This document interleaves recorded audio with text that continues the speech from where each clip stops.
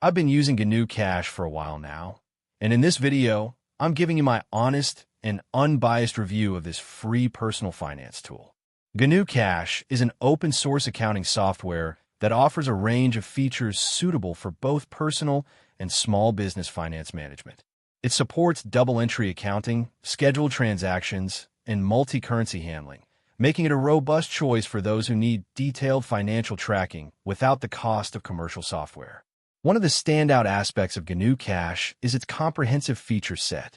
Users can track bank accounts, stocks, income, and expenses, and generate a variety of reports and graphs to visualize their financial data. The software is available on multiple platforms, including Windows, Mac OS, and Linux, which adds to its accessibility. However, there are some considerations to keep in mind. The user interface is often described as dated, and the learning curve can be steep for those unfamiliar with accounting principles.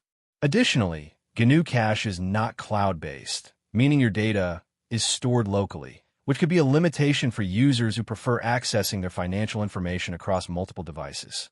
Overall, GnuCash is a powerful tool for individuals and small businesses looking for a free and comprehensive accounting solution.